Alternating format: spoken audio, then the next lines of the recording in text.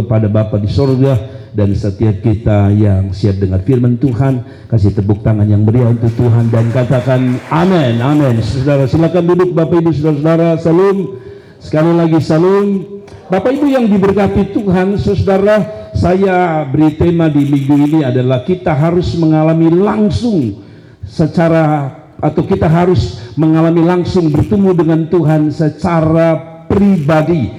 Saudara-saudara, ini adalah tema saya dan ini adalah doa saya. Bapak Ibu saudara, saya berdoa, saudara dengar baik-baik, saya berdoa supaya kita datang ibadah atau kita dimanapun kita berada, selalu kita berjumpa dengan Tuhan. Yang setuju katakan amin. Kemarin dalam doa puasa saya berdoa begini, saudara, Tuhan, saya mau supaya pemuda-pemuda, orang tua, anak sekolah minggu berjumpa di mana dengan Tuhan, bukan sekedar di gereja. Waktu mereka di sekolah mereka ketemu Tuhan, waktu mereka di kamar mereka ketemu Tuhan, waktu mereka di jalan mereka ketemu Tuhan. Saudara, Ana Tairas adalah seorang artis yang akhirnya berjumpa Tuhan di Ka'bah. Saudara, lihat, kalau orang mengalami Tuhan, orang berjumpa dengan Tuhan, maka ada sesuatu yang akan terjadi di dalam hidupnya. Saudara, dasar firman Tuhan yang saya ambil adalah Ayub 42 ayat yang kelima. Bapak Ibu baca ini baik-baik, dan saya berharap ibadah kita tidak menjadi ibadah yang rutinitas. Hari ini saya suka ya, sound systemnya bagus kan. Saudara dengar baik-baik, arti berjumpa dengan Tuhan secara pribadi adalah ini, saudara. Menurut saya, apa itu perjumpaan dengan Tuhan secara pribadi? Datang, berjumpa, melihat, merasakan dan mengalami Tuhan secara langsung, pribadi lepas pribadi. Jadi saudara-saudara, sebelumnya kita lihat dulu ayatnya firman Tuhan. Saudara mundur ke belakang kayaknya, saudara-saudara. Oke, terus ayat 42 ayat yang kelima, terus ke bawah, cepat. Agak satu lagi, agak cepat. Oke, rupanya saya lupa save, mungkinkah ada di situ sebenarnya ayat 42 ayat yang kelima. Saya coba baca untuk saudara di dalam Alkitab saya. Saudara-saudara perhatikan di Alkitab saudara, Ayub 42 ayat yang kelima, saudara dikatakan begini. Ayub 42 ayat yang kelima, perhatikan baik-baik, ayat ini berbunyi gini. Hanya dari kata orang saja aku mendengar tentang Engkau Tuhan, tetapi sekarang perhatikan baik-baik, mataku sendiri memandang Engkau. Saudara dengar baik-baik, saudara dengar baik-baik. Ayub mengatakan hanya dari kata orang saja aku mendengar tentang Engkau, tapi sekarang mataku sendiri memandang Engkau. Kata mataku sendiri sedang bicara pengalaman pribadi dengan dia, melihat, mengalami, berjumpa dan merasakan Tuhan langsung secara pribadi. Saudara dengar baik-baik. Kalau saudara datang ibadah hanya sekedar memenuhi jadwal waktu, saudara tidak akan mengalami ini, yaitu berjumpa dengan Tuhan secara pribadi, langsung dengan Tuhan. Dan ini harusnya menjadi visi kita, mimpi kita, dan harapan kita bersama, bahwa kita tidak sekedar datang lalu kita dengar khotbah tentang Tuhan, tapi kita tidak melihat, mengalami dan merasakan langsung Tuhan. Ayub pernah alami itu, dan Ayub bilang begini, dulu beta hanya dengar dari orang, hari ini mungkin saudara hanya dengar dari pengkhotbah, para pendeta yang bilang harus ketemu Tuhan, harus jumpa Tuhan, harus alami Tuhan. Tadi saya bilang kata berjumpa dan mengalami Tuhan adalah melihat, merasakan, mengalami langsung tanpa dari orang lain. Jadi kalau saudara hanya dengar orang lain bilang, aduh beta rasa hadirlah Tuhan, aduh beta dijamah oleh Tuhan, maka itu adalah pribadi mereka. Pertanyaan saya adalah, saudara rasa atau tidak? Saudara alami tidak? Mengapa ada orang-orang yang begitu bergairah beribadah? Saya tidak tahu alasannya, tapi yang saya tahu alasannya satu. Kalau orang mengalami Tuhan, maka ada sesuatu yang berbeda. Amin. Jadi saya tantang jemaat Tuhan, bahwa Anda di mana saja, ketika saudara di kamar berdoa sendiri tanpa ada gembala di situ, ada pendeta di situ, saya mau saudara berjumpa dengan Tuhan. Amin. Ayub pernah berdoa, Tuhan beta salah selama ini, hanya dengar dari orang, hanya dengar kesaksian tentang Tuhan, menjamah mereka, Tuhan hadir dalam hidup mereka, dalam perjalanan hidup mereka. Pertanyaan saya adalah, saudara sendiri bagaimana? Saya mengalami banyak perjumpaan dengan Tuhan. Dan mari kita lihat ini. Saudara-saudara, tadi saya mengatakan sekali lagi, berjumpa dengan Tuhan tadi saya sudah bilang melihat, mengalami langsung, merasakan langsung. Saudara, pernahkah saudara melihat artis di televisi? Kok kayak dia? Siapa yang pernah lihat artis di televisi? Siapa yang pernah lihat idolanya di televisi? Boleh saya tahu idola saudara siapa? Satu saja, ada yang dari suara dari jemaat. Idola saudara apa? Siapa? Artis. Tidak apa-apa, tidak salah kok. Artis saudara, idola saudara siapa? Yang remaja dulu, remaja. Hah? Siapa? Ariel Noah. Oh, memang Ariel Noah pun tampan luar biasa. Saya sendiri juga suka Ariel Noah gitu. Ya. Buka dulu topengmu, buka dulu topengmu. Nah, gitu kan Ariel toh, betul toh. Oh, tapi kalau pujian penyembahan dia tidak tahu lagunya. Nah, siapa lagi kalau saudara lihat artis-artis apa yang saudara suka? Judika. Woi, kalau Judika nyanyi itu serak-serak basah, kita serak-serak becek. Luar biasa, artis itu luar biasa, saudara. Nah, saya juga pernah berjumpa dengan artis. Beda kalau sudah jumpa dengan anak saya. Waktu istri saya ikut pelatihan di Aston, pernah jumpa. Joran mana? Joran pernah ketemu dengan siapa tuh? Joran berjumpa dengan siapa? Dia lupa. Dia cerita saya, Bapak beta ketemu di link. Luar biasa. Saya yang dengar saja saya senang sekali. Padahal saya tidak tahu bagaimana artis itu bermodel. Saudara-saudara, saya suka dengan artis. Ya. Saya rindu kalau bisa ketemu artis, saya senang sekali. Satu waktu saya jalan-jalan, saudara. Beda saya. Nah, mari coba lihat ini. Saudara kenal orang ini? Facebook ini pernah saya kasih keluar, saudara. Dan saya lupa namanya. Saya bilang pesepak bola terkenal. Wah, saudara. Lalu Matri, nanti Matri ada komen di situ di Facebook ini. Saya lupa tahun berapa itu ada. Saya lupa. Oh, 2015. Salah satu yang komen Matri. Bapak itu Christian Gonzalez. Wih, saya bangga luar biasa karena saya jalan-jalan ternyata dia di belakang saya. Orang semua heboh-heboh, saya lihat begini, siapa ini? Saya pikir dong heboh, bilang, wih, ada pendeta hitam satu datang. Karena saya belakang Christian Gonzalez. Saya tidak sia-siakan, suruh saya bilang, selama ini nonton hanya di televisi. Hari ini saya kasih kalah saudara. Saudara hanya ketemu Christian melelak saja. Saya Christian Gonzalez senangnya minta ampun. Saya sudah biasa lihat dia. Tapi kalau ketemu dengan dia, saudara, menurut saya 11-12. Terlalu percaya diri sekali, saudara. Tapi begini, saudara. Yang kedua saya ketemu satu lagi. Saya dan istri jalan-jalan di Jakarta. Lalu ketemu seorang.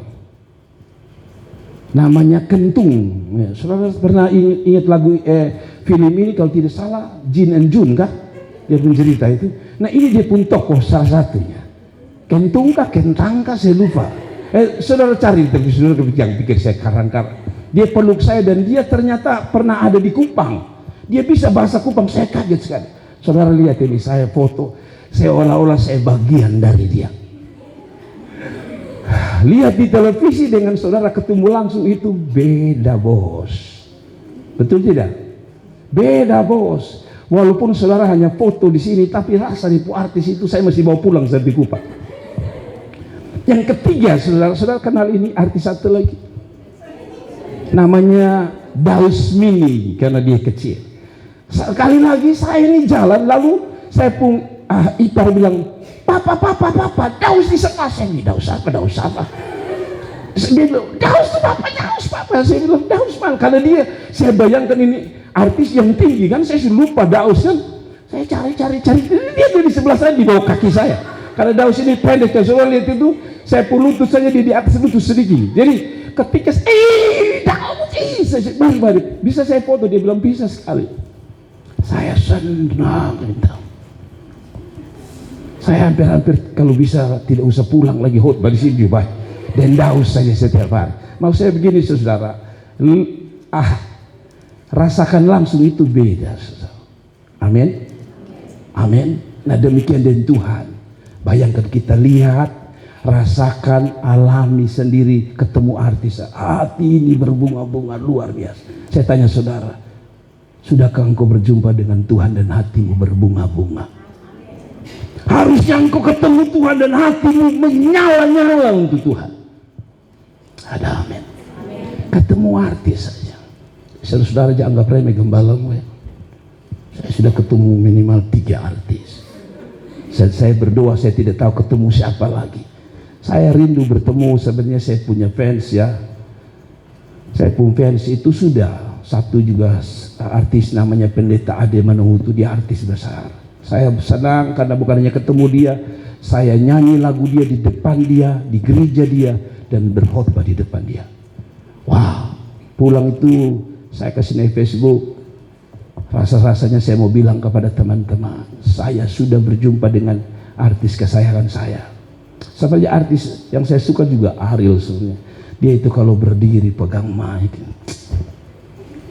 beda saudara. Saudara pegang mic orang sontoy.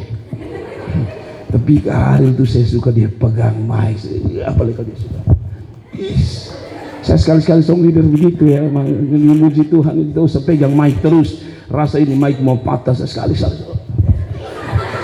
Ya, gaya sedikit tidak apa-apa saudara. Tapi sudahlah saya tidak akan bahas. Intinya begini, ketemu langsung itu beda dengan lihat lewat televisi. Saya juga mau praktek ini di dalam Tuhan. Ketemu Tuhan langsung itu beda. Amin.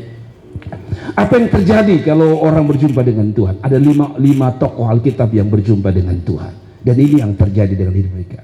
1. Musa berjumpa dengan Tuhan secara pribadi, langsung alami, bukan hanya dengar dia bersuara, tapi alami langsung. Dan apa yang terjadi? Mari kita buka Keluaran 34 ayat 28. Ketika Musa turun dari gunung Sinai, ya toh, kedua loh hukum Allah ada di tangan Musa. Ketika ia turun dari gunung itu, tidaklah ia tahu bahwa kulit mukanya bercahaya oleh karena ia telah berbicara dengan Tuhan. Saudara tahu apa yang terjadi dengan Musa? Wajahnya berubah, berkilau, glowing. Ini bukan karena skincare. Saya dapat skincare temukan di depan rumah saya. Saya tidak tahu apakah dia tahu bahwa gembalanya tidak glowing, sehingga mereka taruh di situ. Ipar saya ketemu bilang, kami dapat 1 paket saudara, My Glowing, My Glow kah? Saya buka sabunnya lengkap skincare, tapi saya takut saudara. Karena apa? Saya takut ada merkurinya. Jadi saya tidak berani.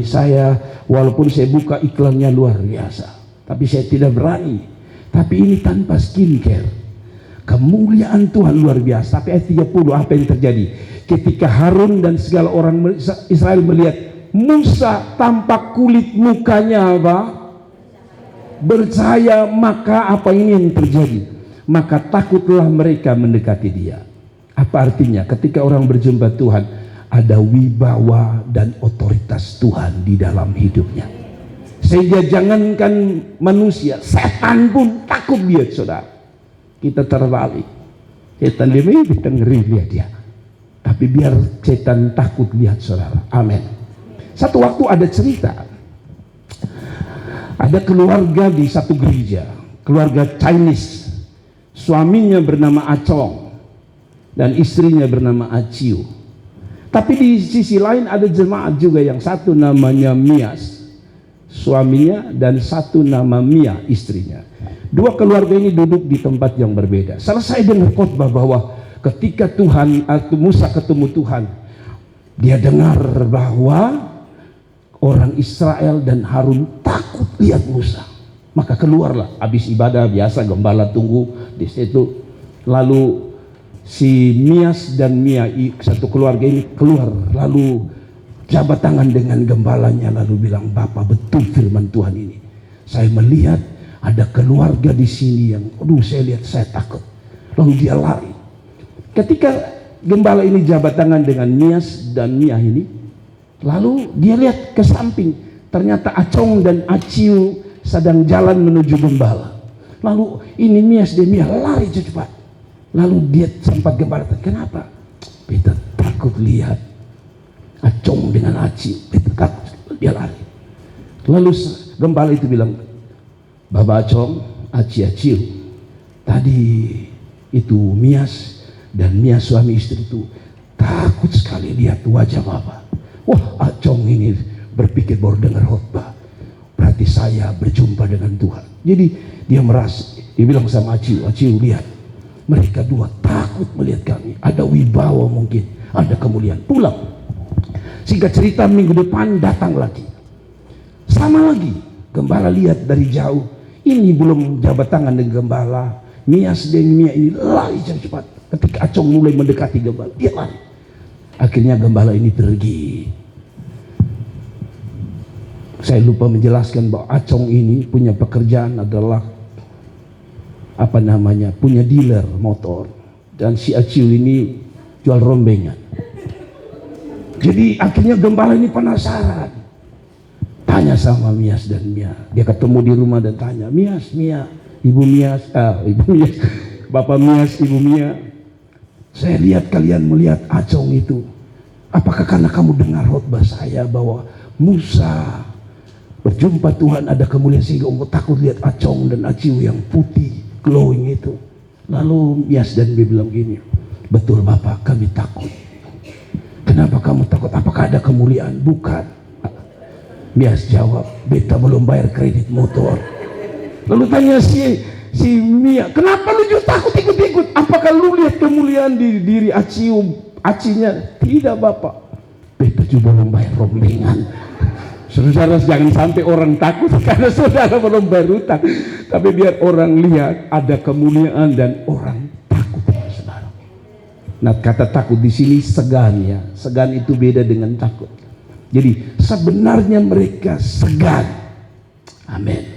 Kalau ada kemuliaan Tuhan, saya percaya setan takut dengan saudara. Tidak ada katanya. Kayaknya 50% saudara takut dengan setan lebih banyak. Tapi saya lihat ini, dia bilang, maka takutlah mereka mendekati dia. Ada amin. Ada amin. Yang kedua, saya mau sampaikan kepada saudara. Bapak Ibu Saudara lihat baik-baik. Tokoh kedua adalah, kayaknya kurang enak, tadi lebih enak hanya turun sedikit.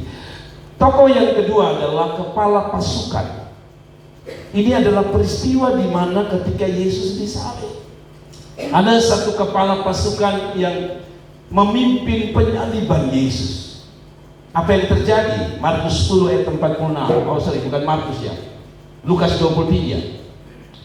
Lukas 23.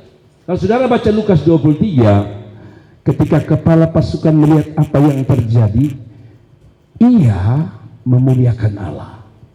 Ini kepala pasukan lihat Yesus, dia benci luar biasa. Kalau orang bilang kalau dia paku Yesus dia atau paku yang lain, mungkin hanya paku begini saja. Mungkin lihat Yesus dia paku, rasanya marah luar biasa. Tapi ketika dia jumpa dengan Tuhan,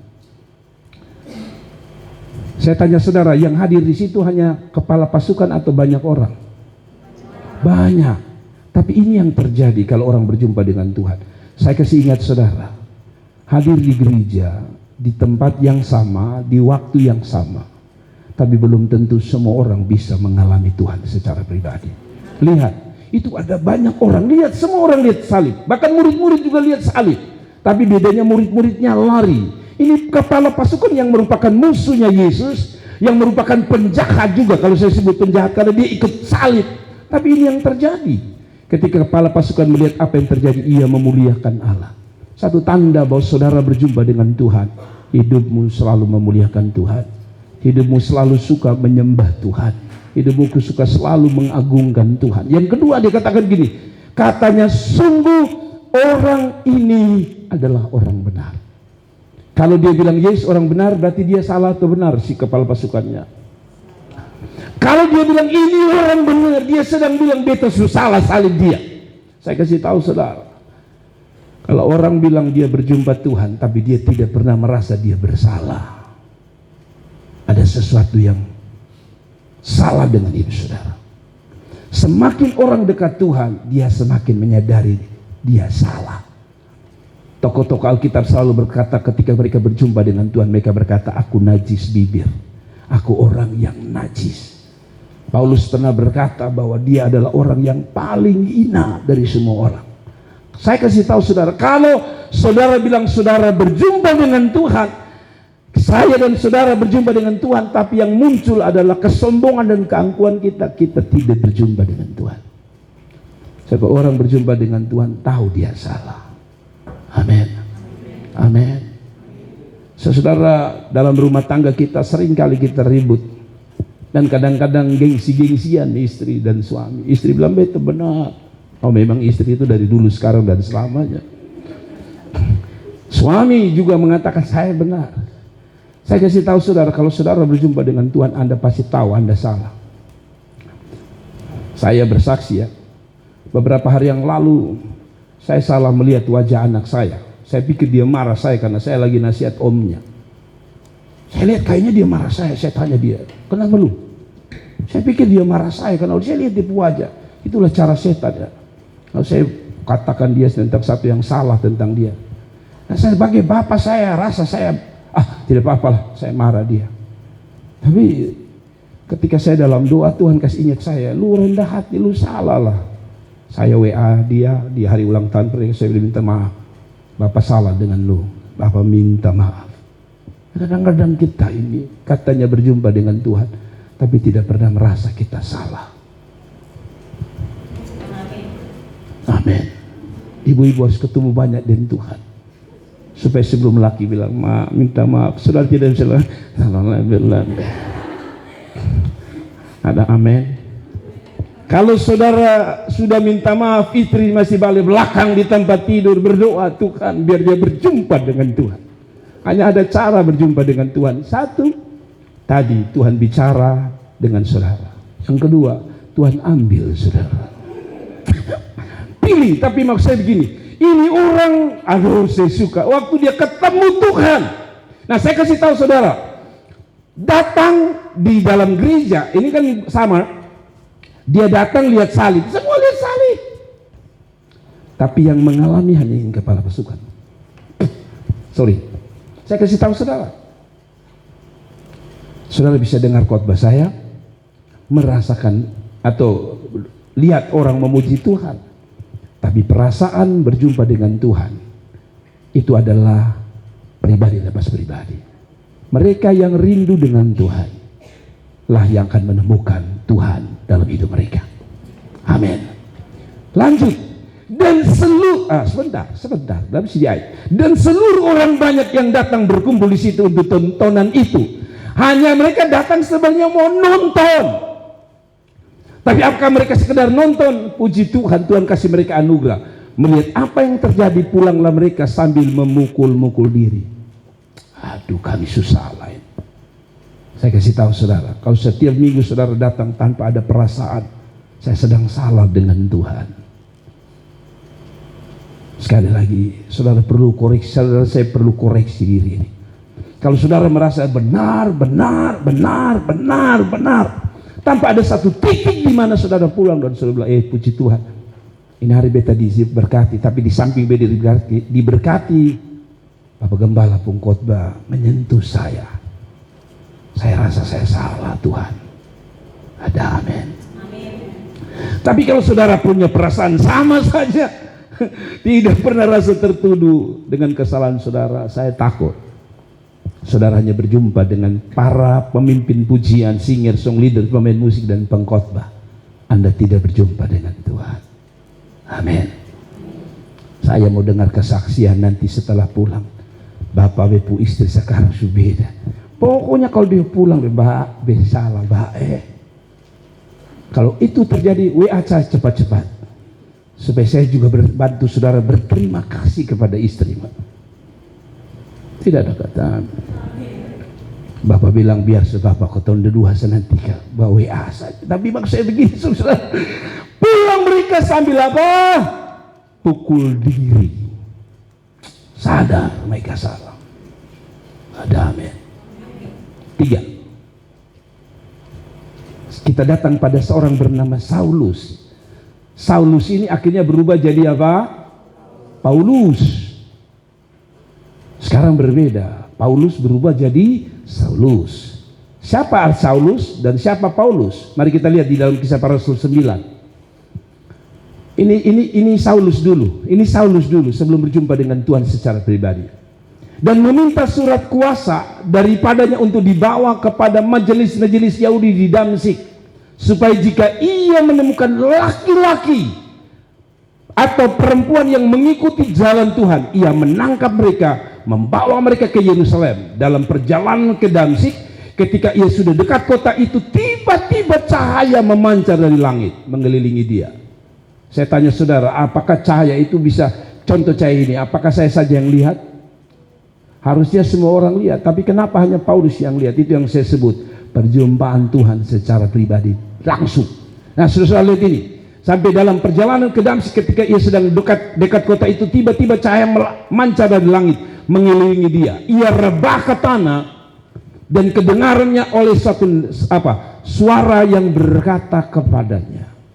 Kalau ada saya agak ya miris ya, kalau ada pendeta yang mengatakan kalau orang didoakan lalu dia tumbang.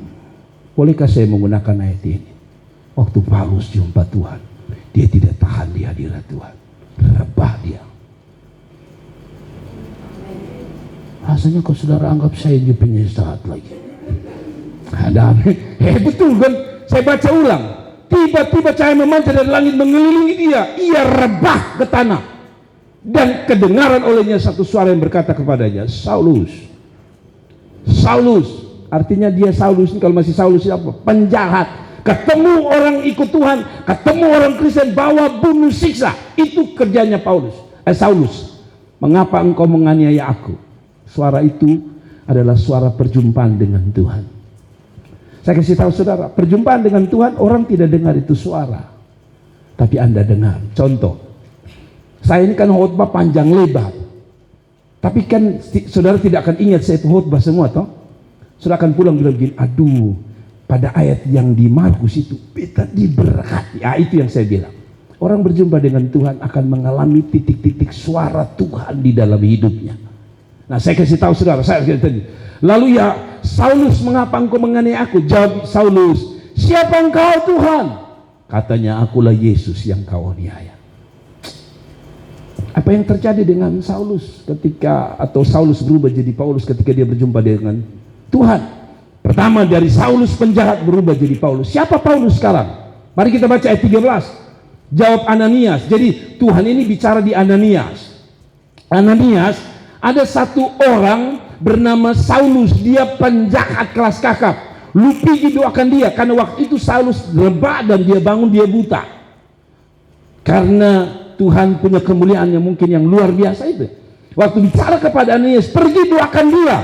Lalu Ananias ini kan tahu Saulus ini kan penjahat, orang jahat luar biasa. Lalu dia kasih tahu, dia bilang sama Tuhan, Tuhan tidak, saya tidak akan doakan Saulus. Dia itu justru cari kami orang Kristen itu mau bunuh, mau siksa.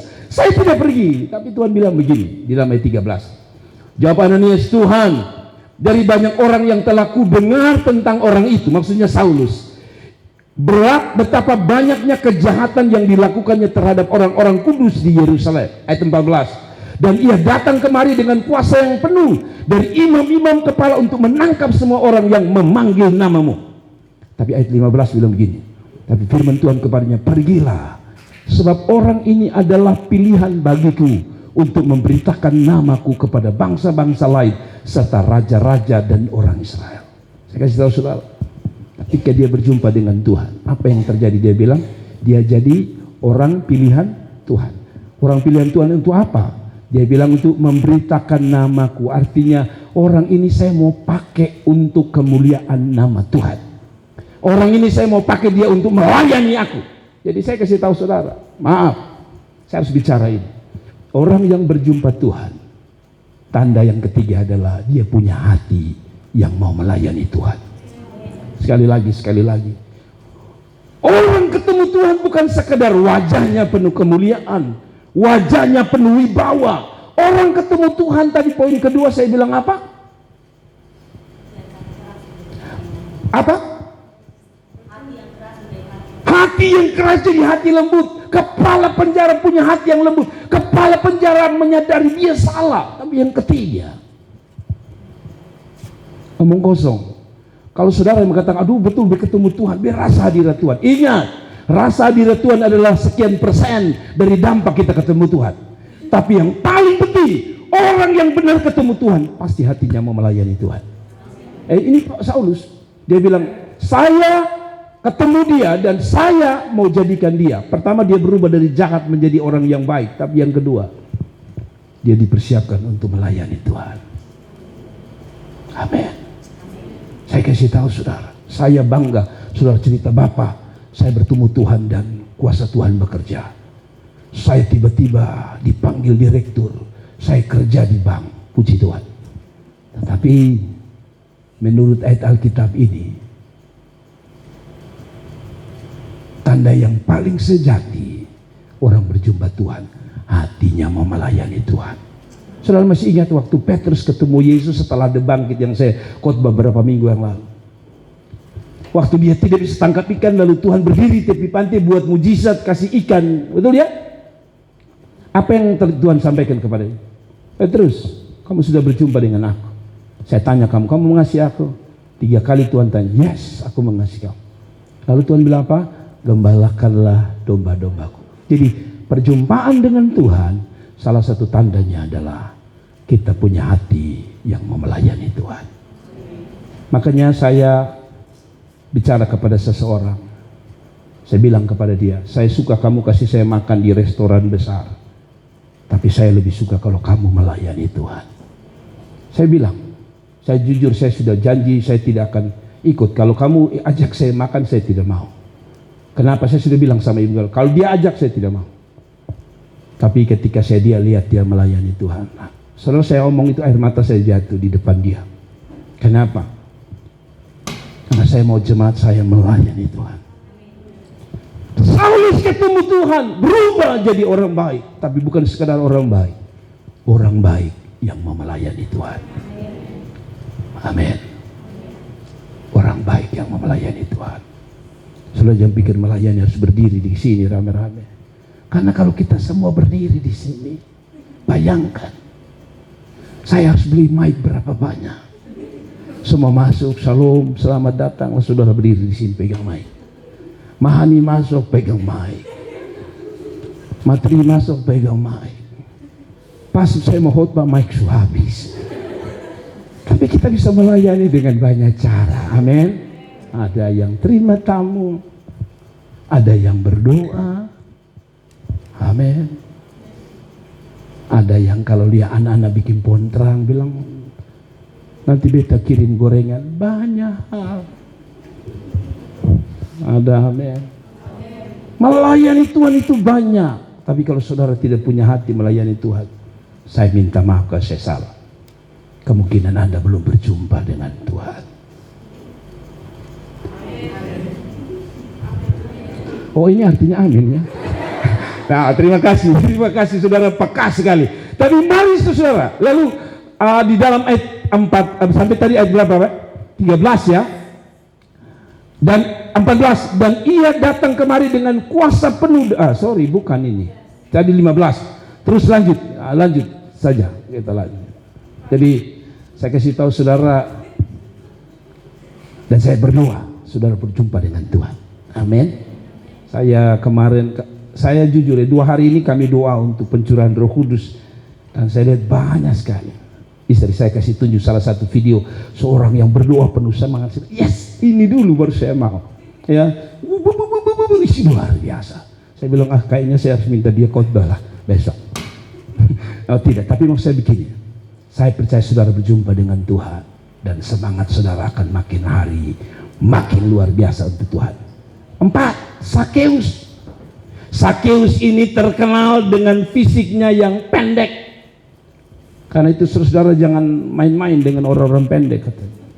Betul, katanya orang pendek itu rata-rata otaknya panjang. Saya sudah lihat ada beberapa pengkhotbah itu pendek, tapi dia kalau khotbah enak, dia pun kata satu dan satu. Karena itu bersyukurlah kalau saudara pendek. Tidak ada kata amin. Betul, saya tidak tahu benar tidak, tapi katanya orang pendek itu otaknya panjang. Bapak yang beda.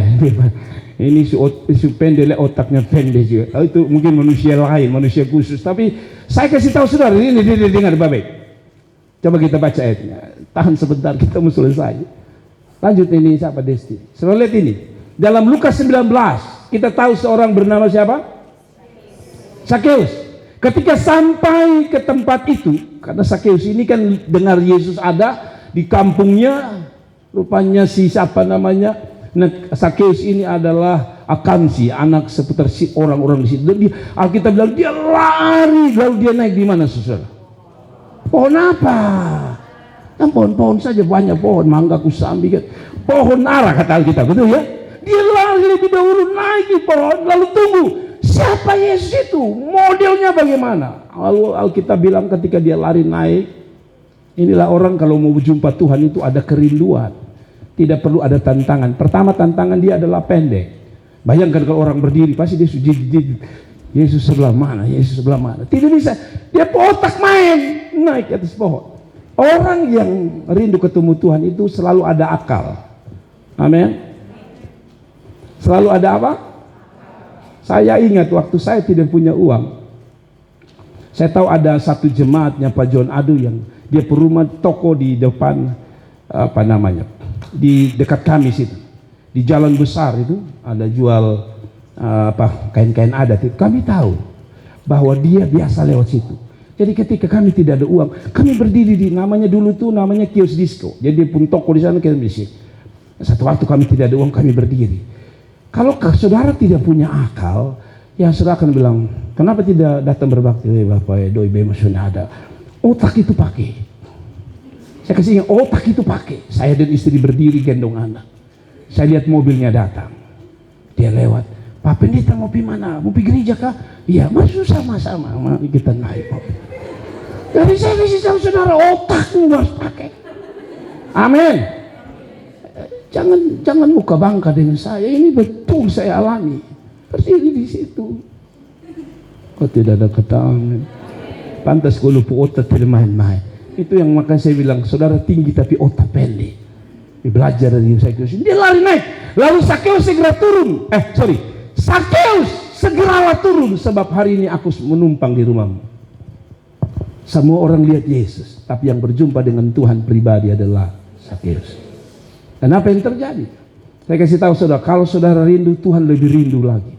Saya tanya saudara, apakah Sakeus berteriak, Tuhan, beta sudah tadi mau ketemu Bu Yesus maksudnya, bukan Bu Erwin. Harusnya kan dia tidak. Yesus, Bartimeus omong. Tapi saya tanya saudara, Bartimeus omong tidak? Tidak. Yesus bilang gini. Saya tanya saudara, ada yang bisik Yesus? Yesus, yaitu pendek satu, buta huruf satu ada naik di atas. Tidak ada yang bisik. Tapi Tuhan itu lihat ke atas. Menurut saya punya bahasa ini. Dimana kalau engkau punya hati untuk Tuhan, hatimu ada di situ. Dan kalau ada hati Tuhan untukmu, matanya akan mengikuti kemana saja engkau pergi. Begitu banyak orang, apakah Yesus tidak ada kerja kah? Sehingga sambil dia jalan-jalan dia lihat, mana ya ada orang tidur di pohon. Tidak ada. Tidak, Yesus bukan model begitu. Tapi ada hati yang menarik dia. Di sekeliling banyak orang dia terangkat dan dia bilang, Sakeus, turun. Saya kasih tahu saudara. Waktu saudara punya hati dengan Tuhan, saya selalu bilang, dimanapun Anda tersembunyi, Tuhan bisa bawa Anda. Ini pengalaman bukan hanya Sakeus si alami. Saya pernah khotbah di sini juga. Daud itu tapel di sana di gembala domba. Waktu Samuel datang mau mengurapi Raja Israel yang baru ganti Saul, bapaknya Isai bilang begini, ini siapa anak nih, yang ganteng, yang besar, yang luar biasa. Sorong satu-satu 7 anak, 6 anak lewat. Tapi Daud yang tapele di sana karena hatinya untuk Tuhan. Tuhan bilang, Sonde, masih ada yang tapele di sana yang belum dilihat. Panggil dia. Saya kasih tahu saudara, kalau saudara punya hati untuk Tuhan, maaf, tanpa motivasi apapun, hanya satu, saya mau dengan Tuhan. Hatimu yang akan tarik Tuhan. Sebelum mulutmu bergerak minta kepada dia, dengar baik-baik, hatimu yang akan tarik Tuhan. Itulah ciri orang berjumpa Tuhan, hatinya hanya untuk Tuhan. Lalu saudara lihat ini. Lalu Sakeus turun dan menerima Yesus dengan sukacita. Ini dari ibadah dari awal, pertengahan hingga akhirnya. Ada orang berdoa, Tuhan berkati. Ibadah dari awal, pertengahan hingga akhirnya. Amin. Maksudnya diberkati dari awal dengan rasa sukacita. Ini kita tidak. Dari awal, pertengahan hingga akhir. Mukatar betul terus. Ada amin. Saya lihat ada beberapa ini, kayaknya saudara pemuka dari awal, pertengahan hingga akhir. Ada amin. Ada amin. Ya kadang-kadang kita pemuka mungkin datang asam karena, aduh tadi bang, ini anak bikin jengkel, bolehlah. Tapi ketika firman Tuhan sentuh, harusnya saudara pulang bilang, hei untung Tuhan, untung Tuhan. Ada amin. Kayaknya pengalaman pribadi kita semua. Lalu, tapi semua orang melihat hal itu bersungut-sungut. Ia menumpang di rumah orang berdosa. Lihat, perbedaan siapa? Sakeus dengan orang banyak itu, lihat. Orang banyak juga lihat Yesus ada di situ. Orang banyak juga lihat Yesus ada di situ. Tapi karena tidak berjumpa dengan Tuhan, lihat ini. Pertama apa? Bersungut. Tuhan kalau khotbah bisa tahu. Biasa selesai atas 45 menit. Ada amin. Kalau dia khotbah bisa sengaja senyum sah. Ampuni dosa saudara dan saya. Ada amin. Asih makin terasa panas kalau waktu khotbah. Tuhan ampuni saudara. Ada amin. Bersungut-sungut. Ini satu lagi. Cuma panas reh terus. Itu bersungut-sungut. Orang yang ngalami Tuhan, dia bilang, ulang Bapak. Amin. Kemarin saya khotbah, saya di satu persekutuan doa, ada yang muka senyum ketika saya khotbah, sukacita, sampai-sampai ada yang bilang, Bapak kami diberkati. Kenapa Bapak khotbah cepat sekali? Dalam hati saya memang saya khotbah cepat karena besok mau kebaktian. Tapi dia bilang, kenapa Bapak khotbah cepat? Tapi ada yang saya lihat, muka asam dari awal sampai akhir. Saya pikir Tuhan, angkatlah bebannya. Tapi maksud saya begitu, bersungut-sungut. Siapa yang di sini bersungut-sungut? Enak. Ibadah di Nazaret enak, mah. Hai. Saya pernah dengar ada orang bilang, Bapak, saya suka ibadah di Bapak gereja. Bapak pun musik itu saya kepala sakit. Mungkin benar ya, tapi jangan sampai itu menjadi alasan persungutan kita. Amin. Yang lucu, tapi kalau dia dengar itu lagu apa? Lagu dunia itu di mana nih? Di tempat nikah itu, heran dia tidak kepala sakit. Malah dia pun kaki kalau Sony bergerak yang sakit. Itu yang saya heran. Di sini dia bilang, Bapak musik terlalu keras. Tapi di pesta dia pun kaki yang kerja keras. Dia paling babu naik. Tuhan ampuni saudara. Amin. Saya harap jemaat saya tidak ngomong begitu. Ya kan? Di sini dia berdiri tapaku. Bangkit serukan nama Yesus. Kalau bisa di mulut tidak bergerak dia bagi. Bangkit nama Yesus. Tapi kalau di pesta itu musik baru berbunyi saja. Dia pun kaki sulit. Heran di sini dia berdiri sambil dia nantang song ledar. Lu mau lompat kah? Lu mau menari kah? Reksa lu sendiri. Tuhan tolong kita, amin. Ya, aduh, kadang-kadang kalau saya lihat orang terlalu kamatek itu, tahu kamatek ya? Jalan hidup tidak hidup, mati tidak mati. Nah, tolong jangan bawa di dalam hadirat Tuhan. Saudara sedang mengacaukan ibadah kami. Ada nih saudara. Ini ibadah Pentakosta. Pentakosta itu ciri khasnya sukacita. Hanya kalau ada memuji Tuhan itu, saya lihat pertama saya tegur, bergerak sedikit. Besok bergerak, tapi tangan saja. Kaki melengket terus. Besok minggu depan kaki bergerak. Dia bergerak tapi begini. Ini melengket lagi. Saya bilang tolong minggu depan angkat kaki. Puji Tuhan tadi saya lihat ada angkat kaki. Amin. Sudahlah, jangan mengeluh terlalu banyak.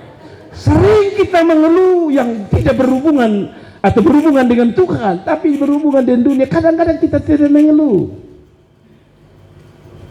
Nonton TV, sepak bola, dia pun suara paling besar. Indonesia ini dari dulu kalah, sejak dulu kalah, memang dulu kalah dan sekarang juga kalah. Tapi kalau dia berdoa, dia bisik-bisik dengan Tuhan. Saya kalau marah, kalau saya selalu bilang di anak-anak, doa puasa itu doa berteriak sedikit. Satu, supaya ganggu engkau jangan tidur. Kedua, engkau juga ganggu sahabatmu jangan tidur. Saudara berdoa, Bapa di sorga, dia bangun, saudara bangun. Ini kalau saudara bilang, dia juga sedang boto-boto. Tuhan, kayaknya saya Tuhan, saya sudah tidak berdaya, dia tidur. Karena itu doa semangat sedikit. Ada amin. Ada amin. Nah sudahlah, kita jangan lama-lama di situ ya. Saya berharap saudara tidak begitu ya. Sebab saya punya pengalaman banyak sekali. Kalau bernyanyi itu saya kasih ingat saudara. Kalau memuji Tuhan tidak usah jaga jaim dengan Tuhan. Saya ulangi lagi, jangan jaim dengan Tuhan. Saudara berani jaim dengan saudara bos. Saudara hanya anak buah pegawai yang baru masuk honor. Tiba-tiba kepala dinas masuk saudara begini. Apa? Selamat pagi. Pas saudara biasanya maaf kata rata-rata pas kepala dinas masuk dia senyum lalu. Atau dia sebaliknya. Kenapa datang terlambat? Saya kasih tahu saudara, dengan Tuhan tolong jangan jaim. Pasti Tuhan bilang gini, nah harusnya beta yang jaim, kok dia yang jaim dan beta. Ada amin. Kadang-kadang memuji Tuhan juga kita ini. Itu sebabnya saya kasih ingat saudara, di pesta boleh saudara pakai make up bagus yang mahal, tapi di hadirat Tuhan mungkin saudara jangan, karena mungkin karena terlalu mahal. Kadang-kadang saudara mau menangis dengan Tuhan saja, pas air mata jatuh saudara, aduh bedak harga dos numpuk. Saya minta stop, pakai yang biasa-biasa supaya kalau dia mengalir bilang wop mengalir sudah. Ada amin sudah. Ada amin. Kadang-kadang kita ini Tuhan, kadang-kadang mama-mama juga itu menangis. Terima kasih Tuhan, dia tahan air mata, dia dorong. Jangan meleleh. Pada baru pasang baru meleleh turun. Tuhan ampuni. Ada amin. Ada amin. Boleh kasih tepuk tangan untuk Tuhan Yesus sebentar dulu lah. Kata Yesus, hari ini telah terjadi apa? Keselamatan di rumah ini. Saudara, paling penting sebenarnya perjumpaan dengan Tuhan itu menghasilkan keselamatan. Itu yang paling penting. Ciri khas orang yang mengalami Tuhan pasti dia rindu diselamatkan Tuhan. Amin. Bukan hanya dia rindu dia diselamatkan, dia rindu dia pun keluarga diselamatkan oleh Tuhan. Oke, sudahlah. Kalau ada orang tanya, tadi Bapak khotbah tahu make up saja. Saya berharap saudara bertobat. Saya tidak khotbah tentang make up. Yang terakhir, Bartimeus, saya suka dalam cerita ini. Bartimeus berjumpa dengan Tuhan. Akibatnya apa? Mujizat terjadi, hatinya mau mengiring Tuhan. Ciri khas orang berjumpa Tuhan adalah yang terakhir, mujizat terjadi dan dia punya kerinduan untuk ikut dan iring Tuhan. Coba kita buka dalam Markus pasal yang ke-10. Markus pasal 10 ayat 46. Lalu tibalah Yesus dan murid-muridnya di Yeriko. Siapa yang percaya Yesus ada di sini, bukan hanya di Yeriko? Angkat tangan. Lalu saudara yang lain apa? Lalu tibalah Yesus murid-murid di Yeriko, tibalah Yesus di Nazaret, tibalah Yesus di tempat ini. Dan ketika Yesus keluar dari Yeriko bersama-sama dengan murid-muridnya, dan orang banyak yang berbondong-bondong, ada seorang pengemis yang buta. Pertama, dia siapa? Pengemis. Kedua, dia siapa? Buta. Perhatikan ini baik-baik. Bernama siapa? Bartimeus, anak Timeus. Duduk di pinggir jalan. Ayat yang ke-47. Ketika didengarnya bahwa itu adalah Yesus orang Nazaret, mulailah ia berseru, Yesus anak Daud, kasihanilah aku. Lihat, apakah hanya dia sendiri yang lihat Yesus, atau ya lebih tepatnya lihat Yesus? Tidak, kata Alkitab ada banyak orang berbondong-bondong. Betul ya? Tapi saudara lihat yang alami mujizat siapa? Lalu yang lain di mana? Apakah mereka tidak sakit? Apakah mereka tidak punya beban? Apakah mereka tidak punya persoalan? Mungkin semua orang, bahkan hampir sebagian besar orang. Tapi kenapa mata Tuhan hanya tertuju kepada Bartimeus? Tadi saya bilang, inilah yang saya sebut sebagai pengalaman pribadi. Kita bisa duduk di gereja yang sama, di tempat yang sama, di bangku warna yang sama, dengan song leader yang sama, singers yang sama, pemain musik yang sama, bahkan penerima tamu yang dulu, sekarang, dan selamanya sama. Tapi saya kasih tahu saudara, harusnya kita mengalami sesuatu yang berbeda ketika kita jumpa Tuhan. Dan ini yang terjadi ayat 50. Lalu ia menanggalkan jubahnya, ia segera berdiri dan pergi mendapatkan Yesus. Tanya Yesus, apa yang kau kehendaki supaya aku perbuat bagimu? Saya kasih tahu saudara, ini berkat bagi orang-orang yang berjumpa dengan Tuhan pribadi, lepas pribadi. Pertama Tuhan bilang apa? Apa bebanmu? Sebelum ada cerita bebanmu, sebenarnya Tuhan yang akan tanya, apa bebanmu? Tapi untuk mereka yang benar-benar rindu berjumpa dengan Tuhan. Berarti Yesus belum ngomong, tapi Tuhan sudah ngomong lebih dulu. Apa yang kau kehendaki? Saya tanya saudara, di dalam hadirat Tuhan, maukah saudara berjumpa dengan Tuhan?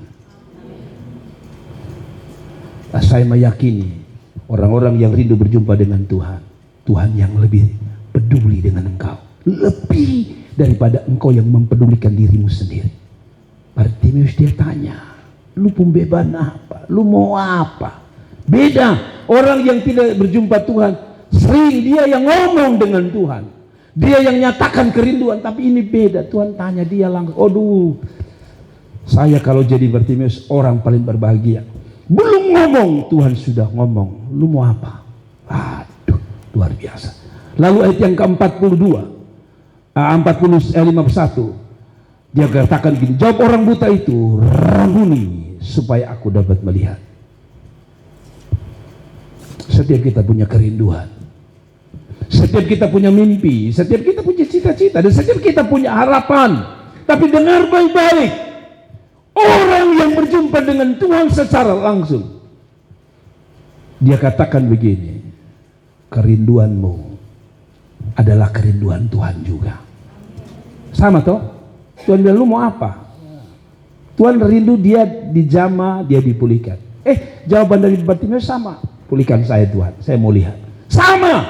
Saya kasih tahu saudara, ketika saudara berjumpa dengan Tuhan benar-benar ya secara pribadi ya, maka saya percaya kerinduanmu dan kerinduan Tuhan sama. Kalau yang sama, apa yang terjadi? Ayat 52, lalu kata Yesus kepadanya, pergilah, imanmu telah menyelamatkan engkau. Pada saat itu juga melihatlah ia, lalu mengikuti Yesus dalam perjalanan. Ciri khas terakhir orang yang berjumpa dengan Tuhan, dengar baik-baik. Satu, saya percaya tidak ada persoalan yang terlalu sukar untuk Tuhan. Orang yang punya hati dengan Tuhan, tidak ada persoalan yang dianggap rumit, bahkan dianggap mustahil. Waktu dia anggap mustahil untuk bisa melihat, justru Tuhan bikin dia bisa lihat. Hari ini mungkin kita tidak butuh mujizat untuk kita yang buta lihat, karena kita masih melihat. Tapi saya percaya ada hal-hal yang kita anggap mustahil. Satu, ketemu Tuhan langsung. Saya ingat waktu kami mau bangun gereja ini, kalau tidak salah saya butuh plafon ini, kalau tidak salah. Plafon yang kita punya. Lalu orang bilang saya, Bapak kan Bapak dekat sekali dengan wali kota. Waktu itu wali kotanya Pak Daniel Adu. Bapak ketemu saya toh. Lalu saya bilang, Papi, saya biasa panggil beliau Papi. Saya bilang, Papi, saya bisa ketemu sebentar? Bisa. Saya datang, dia bilang sama saya, Pak Pendeta, apa yang bisa saya bantu? Saya bilang, Papi, saya butuh uang sekian. Oke. Saya sudah ketemu beberapa orang, tapi tidak ketemu langsung beliau. Saya ketemu lalu beliau bilang, oke, saya bikin apa namanya? Biasanya pejabat kasih surat sepotong itu namanya apa ya? Disposisi. Saya bikin disposisi Bapak ya. Bapak ambil uang 10 juta. Besok langsung ambil. Wah, saya pegang itu surat, lalu saya kasih tunjuk. Langsung mereka bilang, ini tolong kasih keluar 10 juta untuk Pak Pendeta Jiriadu. Saya renung ya, itu manusia. Saya ketemu saja dia, langsung dapat disposisi 10 juta. Saya pikir kalau kita ketemu Tuhan itu bagaimana ya? Ketemu manusia saja 10 juta langsung cash. Saya tidak bilang saudara ketemu Tuhan langsung saudara dapat 1 miliar. Tapi ada satu pesan dari apa yang saya mau sampaikan. Ketemu manusia saja ada hasilnya. Saya kasih tahu saudara, datang kebaktian jangan ngeluh. Saudara sedang ketemu dia, pemilik kehidupan, pemilik segala berkat, pemilik segala mujizat, dan tidak akan rugi ketemu dia. Karena Anda dapat segala-galanya di tangan dia. Kasih tepuk tangan untuk Tuhan. Saya percaya bahwa setiap minggu Anda datang, hari ini belum melihat, tapi satu waktu Anda sendiri dengan biji matamu seperti Ayub bilang, dulu aku dengar dari orang lain, sekarang mataku sendiri yang melihat langsung. Kita tutup dengan ini dan kita berdoa bersama-sama. Dari semua itu sebenarnya begini sederhananya. Tidak semua orang, pelajarannya sebenarnya sederhana. Tidak semua orang bisa berjumpa langsung secara pribadi. Lalu bagaimana supaya kita bisa berjumpa dengan pribadi? Satu, milikilah hati yang sungguh-sungguh rindu dan membuka hati untuk Tuhan. Sekali lagi, tidak semua orang bisa mengalami Tuhan secara pribadi. Itu sebabnya begini, saudara. Maaf, saya tidak perlu tegur sebenarnya saudara kalau saudara main-main di dalam hadirat Tuhan. Saya tidak, tapi saya tegur karena saudara mengganggu dia yang di sebelah, yang sedang sungguh-sungguh buka hati untuk Tuhan. Itu masalahnya. Mengapa saya tegur Anda ketika Anda bermain? Kalau Anda bermain itu urusan Anda, kan Anda tidak akan dapat apa-apa. Tapi masalah saya adalah saya tegur Anda karena satu, saya tidak mau Anda mengganggu orang yang sedang sungguh-sungguh buka hati untuk Tuhan. Itu masalahnya. Karena Tuhan sedang berurusan dengan dia. Amen. Yang kedua, perjumpaan Tuhan itu ada tandanya. Tandanya juga berbeda-beda. Coba saudara sebut 5 tanda tadi. Satu, pertama, cepat-cepat supaya kita selesai. Pertama apa yang terjadi? Siapa itu yang pertama? Musa. Ada wajahnya yang penuh wibawa kemuliaan Tuhan. Satu tanda. Dua, cepat-cepat saudara. Hati yang keras dari si kepala pasukan itu lembut. Yang tadi dia bilang dia salah, sekarang dia bilang saya yang salah. Tiga, ya, Saulus penjahat berubah jadi orang yang punya hati melayani Tuhan. Dan dia bukan jadi penjahat, dia jadi orang yang menyenangkan hati Tuhan. 4, Sakeus itu punya hati. Saya lupa baca ya tadi Sakeus. Dia bilang begini, kalau aku punya hartaku, setengah bagian aku kasih untuk engkau. Saya lupa menjelaskan bahwa tanda orang yang berjumpa dengan Tuhan, dia tidak kakeek. Saya lupa menjelaskan saudara. Baca, dia bilang setengah bagian saya kasih. Kita ini jangan setengah bagian, 10% saja kita tidak kasih kok. Tapi kita bilang kita jumpa Tuhan, bohong. Kedua, dia bilang setengah bagian aku kasih. Sumbang Natal saja 20.000 saja. Amin. Tidak di Sinasari, tidak ada. Di Oibuf banyak, di Oipura banyak.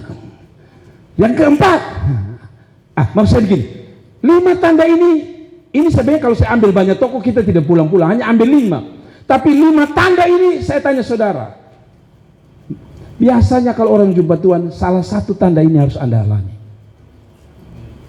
Lalu, apakah kita hanya mau alami satu tanda? Kalau saya mau begini, sebagai gembala, dengar Bapak, ini kerinduan gembalamu. Kerinduan saya tidak mau hanya satu saja, poin satu. Saya mau kalau bisa, 5 tanda ini Tuhan buat di dalam hidup kita masing-masing. Ada amin. Syaratnya sederhana, jumpa Tuhan dengan hati yang rindu. Terakhir, tadi saya bilang, tapi kalau saudara pilih doa saya, bukan hanya untuk saya, bukan hanya istri saya, anak-anak saya, ini doa saya, betul saya omong dari hati terdalam di atas mimbar yang kudus ini. Ini doa saya, saudara berjumpa dengan Tuhan setiap hari dalam hidupmu. Dan saya percaya 5 perkara ini Tuhan masih sanggup mengerjakannya di dalam hidup saudara dan saya. Kasih tepuk tangan untuk Tuhan. Mari kita bangkit berdiri saudara, dan kita akan berdoa bersama-sama. Kiranya Tuhan memberkati.